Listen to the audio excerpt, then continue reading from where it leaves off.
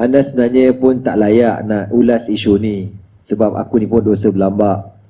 Cerita pasal riak, aku pun tantang riak paling kuat sekali. Tapi kita share lah apa yang kita boleh share. Riak daripada perkataan ar-ru'yah, dengan mana melihat. Ya. Dalam Quran kata yura'un, innal munafiqin yukhadi'un Allah wa huwa khadi'uhum wa idza qamu ila salati qamu kusala yura'una an-nas. Puak-puak munafik ni kalau sembahyang tujuannya untuk menunjuk kepada manusia. Dia cuba membohongi Allah Subhanahu Wa Taala, membohongi orang lain, dan kalau dia buat ibadat dia nak menunjuk-nunjuk. Itu perkataan riak. Dan satu lagi, riak tu yang pesen orang nampak kita. Satu lagi as-sum'ah.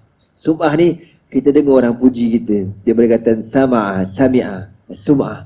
Oh, ustaz tu best, ustaz ni bagus, ustaz kan. Jadi kita pun kembang semangkuk, koyak bontot dengar orang puji kita. Abang, kakak, adik-adik semua, saya nak share satu hadis dalam Sunan Nasa'i, cerita tentang risiko besar bahayanya riak ni bila niat kita tak betul, ya. Tadi Ustaz Syahril dah sebut hadis yang terkenal, innamal a'malu binniyat wa innamal likulli imri'in ma nawa. Semua amalan kita ni berdasarkan niat, dan berdasarkan apa yang kita buat berdasarkan niat kita.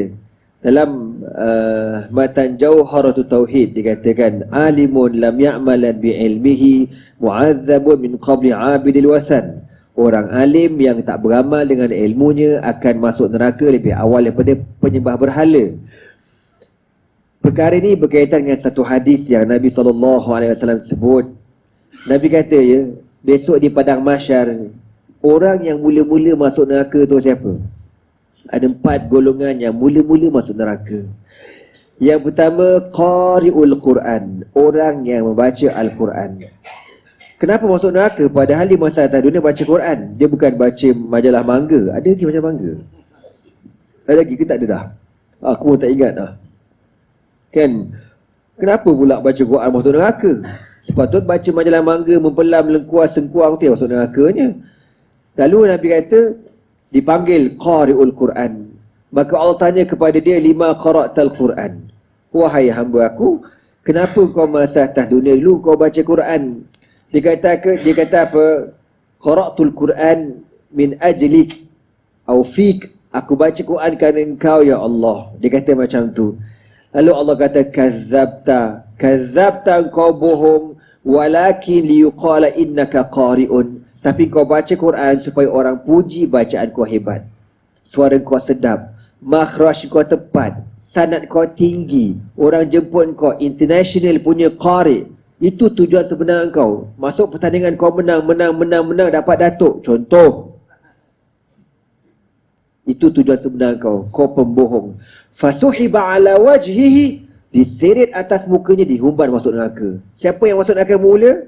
Orang yang baca Quran bangoi. Bukan baca utusan Melayu, utusan Malaysia, kau tahu tak? Yang kedua apa dia? Yang kedua, orang yang belajar agama. Belajar agama masuk neraka. Sepatut belajar sekolah masuk neraka awal-awal. Belajar Oxford ke kan, masuk neraka. Ni belajar Al-Azhar contohlah kan. Lalu Allah Ta'ala memanggil hambanya. Dan Allah Ta'ala tanya ke dia, wahai hambaku, lima ta'allamta al-ilmah, kenapa masa kau hidup dulu kau belajar agama? Lalu lelaki dia kata, ta'allamtul ilma min ajlik au fika. Aku belajar kerana engkau ya Allah. Lalu Allah kata apa? Kazzabta, engkau bohong. Walakin liyuqala innaka alimun wa qad qila. Tapi kau belajar selama ni supaya orang puji, orang kata kau alim. Dan kau dapat gelaran kau orang alim. Kau dapat title orang alim, ulama, hebat, kau terkenal. Orang dah kata dah kau dapat benda tu. Kita masa atas dunia, sokmo kata, tak nak ikhlas, tawaduk. Kau bawa kering kau. Sebab tu tuan-tuan, benda hati ni bukan senang. Sebab tu ulama' dulu kata, aku nak betulkan niat yang dalam hati aku 30 tahun gagal. 30 tahun. Tiba kita nak jadi baik satu malam. Boleh belah. Hempuk kepala kitab tafsir kan. Tak mampu. 30 tahun tuan-tuan. Itu yang pesen makan jaga. Makan tak ada syubhat-syubhat. Kita hari ni berbodoh lalu melintang patah. Menantang apa yang kau tak telan. Kan cikadis, twistis, friskis pun kau lantak kau tahu. Kan. Ini tuan-tuan semua. Jadi Allah Ta'ala kata, kadzabta, kau bohong. Walakin yuqala innaka alimun, kau belajar selama ni supaya orang puji kau orang alim. Wa qad qila, kau dapat BA, bachelor kau terbaik, kau master kau bagus, kau punya grade sekian-sekian. Orang dah kata wa qad qila, kau dapat doktor PhD, kau dapat jawatan. Wa qad qila, orang dah kata. Fasuhiba ala wajhi, Nabi kata, diseret atas muka dia, dihuban masuk neraka. Itu yang kedua, belajar agama. Yang ketiga siapa dia? Asyahid alladhi yujahid fi sabilillah, al-muqatil fi i'la'i kalimatillah, yang berjuang berjihad fi sabilillah. Allah Ta'ala yang maha mengetahui bertanya, lima jahata fi sabili, kenapa kau berjuang berjihad di jalan aku? Lelaki ni kata, jahadtu fi sabilik min ajlika ya Rabb, aku berjihad kerana engkau ya Allah. Allah kata, kazzabta, engkau bohong, walakin liyuqala innaka jari'un wa qad qila, tetapi kau berjuang selama ni supaya dipuji kau di orang yang berani, orang yang perkasa, orang yang hebat, orang yang tak apa benda aku tak kerti. Macam-macam orang puji kau. Masih hidup kau nak dapat gelaran Datuk Panglima Bentara, kau tak dapat. Dah kojol pun tak apalah, dah mati dapat. Wakil panggil keluarga dapat, Datuk Bentara Panglima Rimau Saka tak kerti aku, dapat. Waqad qila, kau dapat benda tu. Jadi dia berjuang, bukan senang. Kita tengok orang berjuang berjihad di Syria pada hari ni tuan-tuan, berapa ribu yang berjuang berjihad. Mereka syahid hukum zahir, tapi di sisi Allah syahid ke tidak, Allah maha mengetahui. Sebab tu Nabi bila para sahabat syahid, Nabi kata apa? Utlubu lahul maghfirah, minta supaya Allah ampunkan dosa dia. Nabi masih lagi minta supaya dia ampunkan dosa. Tak boleh confident.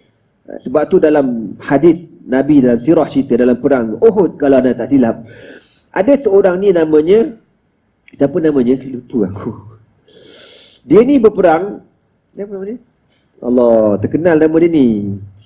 Tak apa. Okey tuan-tuan, dia ni berperang. Dia seorang membunuh 7 hingga 8 orang kafir. Punya dahsyatnya mamat ni. Lalu bila dah habis perang, dia cedera parah. Bila cedera parah, sahabat kata ke Nabi, ya Rasulullah, Khuzman nama dia, Khuzman. Ya Rasulullah, Khuzman berperang hebat, dia bunuh sampai 7-8 orang. Sahabat pergi ziarah dia, cedera parah. Lalu sahabat kata, Khuzman, kau hebat, kau berjuang, kau lawan orang, kau bunuh orang kafir. Tiba-tiba apa kata Khuzman? Dia kata, lam uqatil ala hisabi Muhammadin, wa innama uqatil ala hisabi qaumi. Aku perang ni bukan kerana Muhammad tau, maknanya bukan kerana Allah. Walakin uqatil ala hisabi qaumi, tetapi aku perang kerana kaum aku, kerana kebangsaan, kerana asabiyah, nak pertahankan kabilah dia. Dia kata macam tu. Maka sahabat pun kata ke Nabi, ya Rasulullah, Khuzman cakap dia berperang bukan kerana Allah, tapi kerana bangsa dia, kerana kabilah dia. Dia takut kabilah dia kena jajah dengan Quraisy. Apa Nabi kata? Apa jawapan Nabi? In kana qala zalika huwa finnar. Kalau itu jawapan Khuzman, dia ahli neraka. Masuk neraka. Itu zaman Nabi bang, berperang di bawah panji Nabi, la ilaha illallah Muhammadur Rasulullah, tapi dekat hati dia tak betul. Lah, bukan senang. Kita kata anak ikhlas, oh kau cakap mulut sedap lah, wallahu alam. Harap-harap Allah gunakan kepada kita keikhlasan, insya-Allah. Amin. Jadi akhirnya apa kata Allah, apa kata Nabi? Fasuhiba ala wajhi, diseret atas mukanya, dihuban masuk neraka. Itu yang ketiga. Yang keempat siapa dia? Al-munfiq, orang yang banyak sponsor, yang banyak bagi duit, yang banyak bagi sedekah, banyak bagi derma. Allah panggil dia, dan Allah huwa a'lamu bihi, Allah maha mengetahui pasal orang ni.